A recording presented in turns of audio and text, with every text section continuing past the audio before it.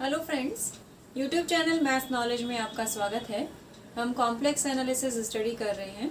Last lecture में हमने complex number की ज़रूरत क्यों पड़ी यह हमने देखा था, यानी उसके बेसिक डेफिनेशन मान सकते हैं। उसके बाद है कॉम्प्लेक्स नंबर की प्रॉपर्टीज़, बेसिक प्रॉपर्टीज़ है जैसे एडिशन, सब्ट्रैक्शन, मल्टीप्लिकेशन, डिवीज़न। ये प्रॉपर्टी हम स्टडी करेंगे, साथ ही कॉन्जुगेट के लिए भी हम देखेंगे। और यहाँ पर z को यानी कॉम्प्लेक्स नंबर को लिखने के तरीके किस तरह से हो सकते हैं ये भी हम देखें। यहाँ पर हम कॉम्प्लेक्स नंबर को लें z1 a plus iota b। यहाँ पर a और b क्या है, रियल नंबर्स हैं, वो हम कल पढ़ चुके हैं। और दूसरा नंबर हमने लिया a c plus iota b। ये दो कॉम्प्लेक्स नंबर हमने लिए। अगर इनकी इक्वलिटी की बात करें कि दो कॉम्प्लेक्स नंबर कब बराबर हो सकते हैं तो कब होंगे ये, when a equals to c and b equals to d। अगर ऐसा है तो हम कह सकते हैं कि z1 और z2 दो बराबर कॉम्प्लेक्स नंबर होंगे। इनको लिखने का दूसरा तरीका ये भी हो सकता है a, b, यानी अगर इस तरह से लिखा है तो भी हम समझ जाएंगे कि ये कॉम्प्लेक्स नंबर को रिप्रेजेंट करता है। और इसी तरह से यहाँ पर अगर हम देखें c, d, तो अगर a c के इक्वल है, b d के इक्वल है, तो हम कह सकते हैं कि दोनों कॉम्प्लेक्स नंबर आपस में इक्वल होंगे। और उसके बाद यहाँ पर कॉम्प्लेक्स नंबर है, कॉम्प्लेक्स नंबर को हम इस तरह से भी रिप्रेजेंट कर सकते हैं r क्रॉस r, यानी यहाँ पर क्या मिल रहा है, हमें ऑर्डर्ड पेयर मिल रहा है, यानी क्रमित युग्म। हमने क्या देखा इसमें भी, a पहले नंबर पे आ रहा है जो कि रियल नंबर है, यानी सेट ऑफ रियल नंबर में बिलोंग करता है। इसी तरह से b है, वो भी किस में बिलोंग करता है, r में बिलोंग करता है, यानी सेट ऑफ रियल नंबर में बिलोंग करता है।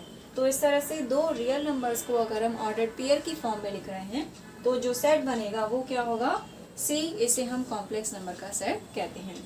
उसके बाद है, ये तो हमने देखा कि दो कॉम्प्लेक्स नंबर कब इक्वल हो सकते हैं। इनका एडिशन भी हम देखना चाहेंगे कि किस तरह से इनको हम ऐड कर सकते हैं।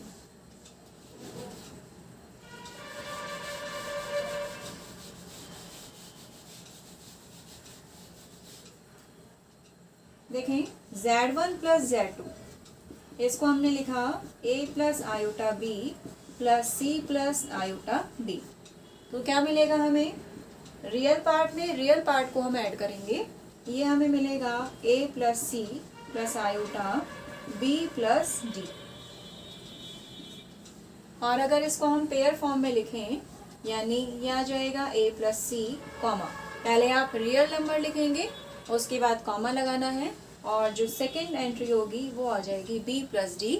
यानी हम कह सकते हैं कि फर्स्ट वैल्यू रियल नंबर को रिप्रेजेंट कर रही है, रियल पार्ट को, और जो सेकेंड वैल्यू है वो इमेजिनरी पार्ट को यहाँ पर रिप्रेजेंट कर रही है। उसके बाद में इसी तरह से हम सब्ट्रैक्शन देखेंगे। सब्ट्रैक्शन में क्या होगा, सिंपल है, जैसे हमने एडिशन किया है वैसे ही हमें सब्ट्रैक्शन करना है। इसको हम लिखेंगे a plus iota b and c plus, यहाँ बीच में माइनस साइन लगा देते हैं, और c प्लस आयोटा d। तो जिस तरह से हमने एडिशन किया है उसी तरह से हमें सब्ट्रैक्शन करना है, यानी रियल पार्ट्स को हम सब्ट्रैक्ट कर देंगे, that is a minus c and plus iota b minus d। क्या लिखना है इसको, a माइनस सी, ये फर्स्ट नंबर हो गया, और दूसरा आ जाएगा b माइनस d। ठीक है, ये सब्ट्रैक्शन हो गया। उसके बाद मल्टीप्लिकेशन है, वो थोड़ा सा इनसे बड़ा होगा।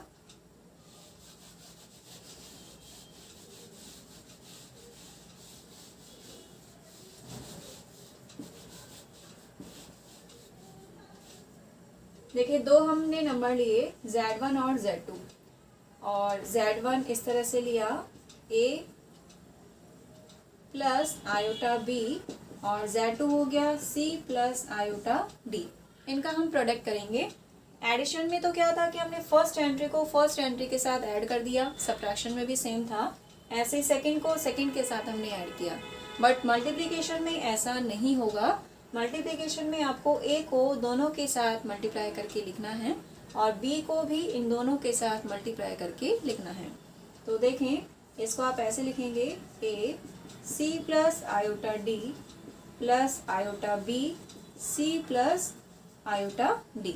हमने इस तरह से लिखा, ए का सी के साथ प्रोडक्ट किया, फिर ए का आयोटा डी के साथ प्रोडक्ट हुआ, फिर आयोटा बी का सी के साथ प्रोडक्ट, और आयोटा बी को आयोटा डी से प्रोडक्ट करें तो हमें मिल जाएगा आयोटा स्क्वायर और बी डी।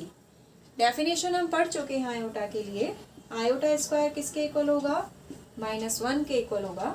तो हम इसको लिख सकते हैं ए सी। इन दोनों में से आप आयोटा को कॉमन ले लीजिए, A C plus iota A D plus B C, और ये मिलेगा हमें माइनस बी डी। तो इसमें आप देखिए 2 नंबर तो ऐसे हैं जिनमें आयोटा नहीं है, इट मीन्स वो रियल पार्ट है, और ये जो नंबर है इसमें आयोटा आ रहा है, इसका मतलब ये इमेजनरी पार्ट है। तो इसको हम लिख सकते हैं A C minus B D plus iota A D plus B C, और इसको ब्रैकेट लगा के अगर हम लिखना चाहें तो पहले आप फर्स्ट वैल्यू यानी रियल पार्ट को लिखेंगे, that is A C minus B D और comma A D plus B C. इस तरह से हमने इसको लिख दिया। तो ये 2 कॉम्प्लेक्स नंबर का प्रोडक्ट है, that is A C minus B d and a D plus B C.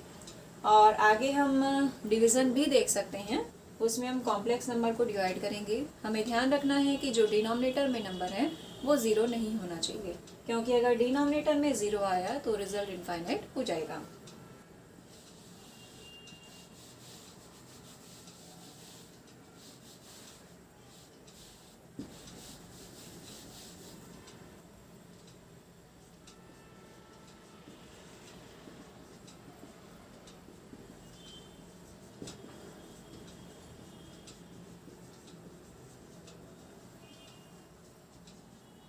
Division of complex number, हमने 2 नंबर लिए Z1 और Z2, जैसे हमने पहले बता चुके हैं, इसी वे में हम इसको आइडेंटिफाई करेंगे।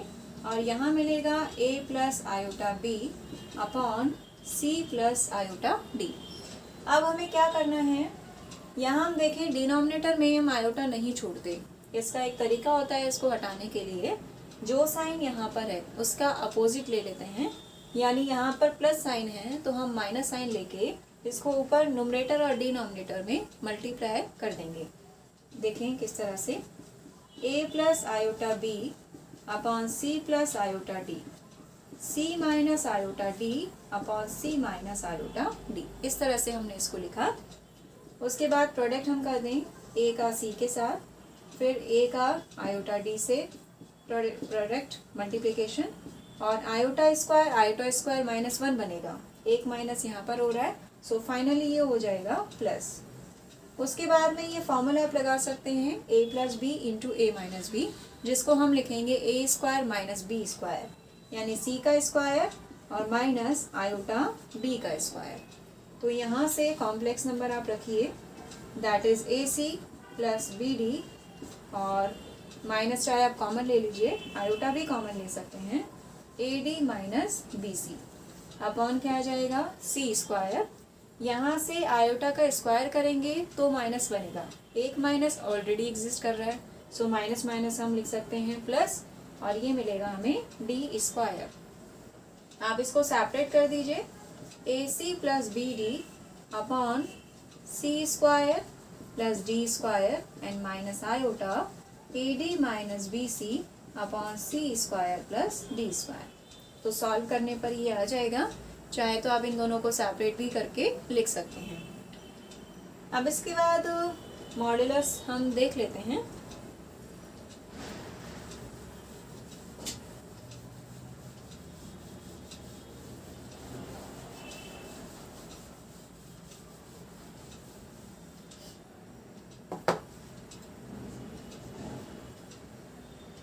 सॉरी, कॉन्जुगेट नंबर पहले हम पढ़ेंगे।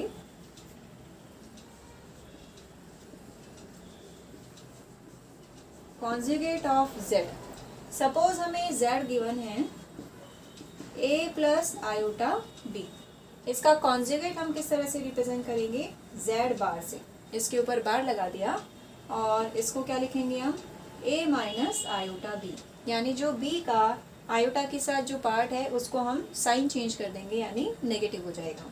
जैसे एग्जांपल हमने z equals to 3 plus 4 iota, so conjugate क्या मिलेगा हमें 3 माइनस 4 आयोटा।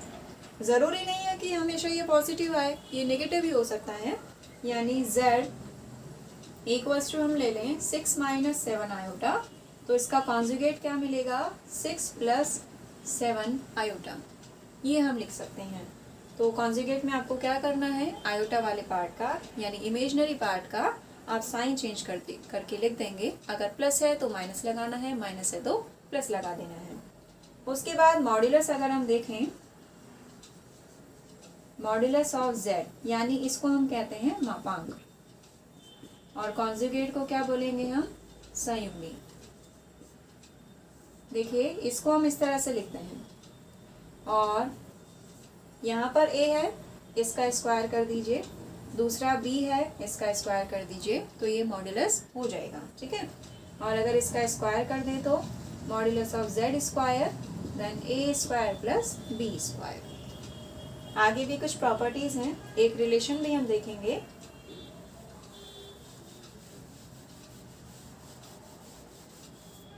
देखिए z और z बार, इसका प्रोडक्ट हम कर देते हैं।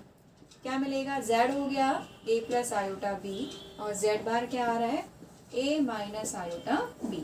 इनका प्रोडक्ट करेंगे तो a square plus b square, जैसे अभी हमने देखा भी है। और ये क्वांटिटी किसके इक्वल आ रही है, मॉड्यूलस ऑफ z स्क्वायर के। तो ये भी एक रिजल्ट है और बहुत ही इम्पॉर्टेंट रिजल्ट है ये। कॉम्पिटिटिव एग्जाम्स में क्वेश्चंस भी इस पर बनते हैं और थियोरी में भी यहाँ पर कई बार काम में आता है। तो इस रिजल्ट को हमें याद भी रखना है और किस तरह से आया ये भी हमें पता होना चाहिए। सो आज के लिए इतना ही, बाकी नेक्स्ट टॉपिक हम नेक्स्ट वीडियो में करेंगे। Thank you so much.